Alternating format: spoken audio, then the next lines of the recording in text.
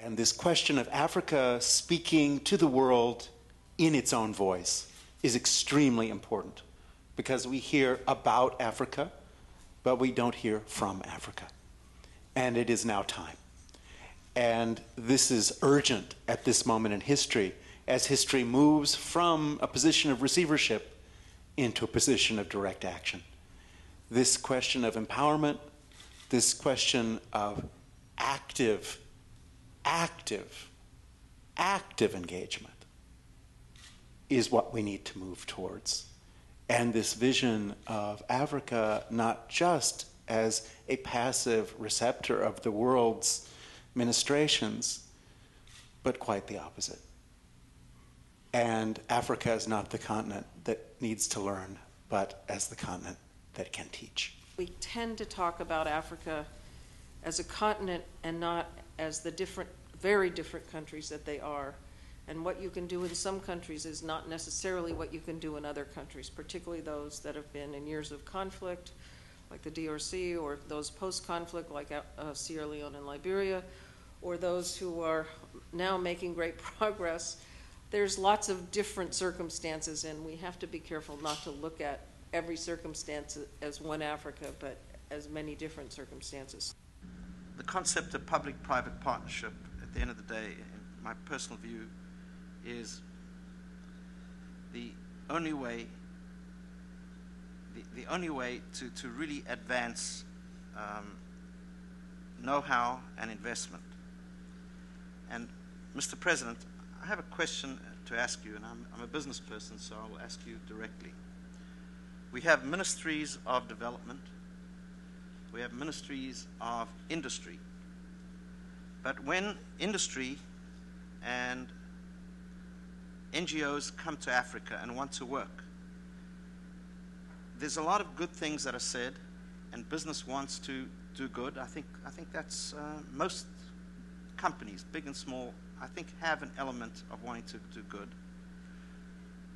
And governments want industry, global NGOs to work with the people and the private and public sector in their respective countries. But really there is no address. We have a Ministry of Trade, we have a Ministry of Development. Is it completely out of the box to think of a Ministry of PPP? I see what you are trying to say. In fact, we have been trying to create the so-called one-stop concept in investment where you get all the information. But I've also argued that the one-stop should be done in such a way that it doesn't stop the investors. Because you move one step and you are stopped in your track, then it doesn't help you. It must be something that you get all the information that you need for investment. And I think we are working on things like that. We all agree that you need to have trade and investment. But in order to have trade and investment, I think you need two things. You need an environment in which trade and investment can be predicted. You need to have the rule of law, you need to have open markets. But that alone is not going to be enough to achieve trade and investment, at least in the near term.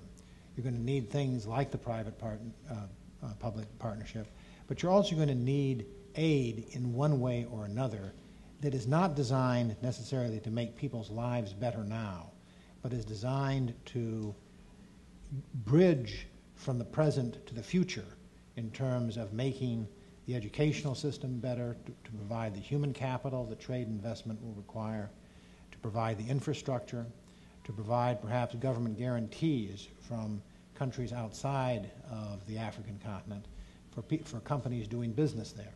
As you develop confidence in the rule of law, as you develop confidence in free markets, companies are going to be more and more willing to invest. You've mentioned the rule of law several times. Can you define what you understand by rule of law? Yes. It is, for example, predictability in terms of it is private property rights. It is predictability as to what the law is and the uniformity in application. One of the 25 years ago when we were representing companies that were beginning to do business in China. There was substantial dubiety as to whether they could rely on the Chinese courts to enforce contracts uniformly, to treat non-Chinese companies the same way that they would be expected to be treated in other parts of the world. And the way that we adapted to that was through international arbitration. And China adopted laws that provided for the enforceability of international arbitration awards. And so with a combination of the enforceability of international arbitration awards and with the willingness of companies owned and operated by the Chinese government to enter into those arbitration awards, you could have the kind of predictability that businesses, when they invest, want to have.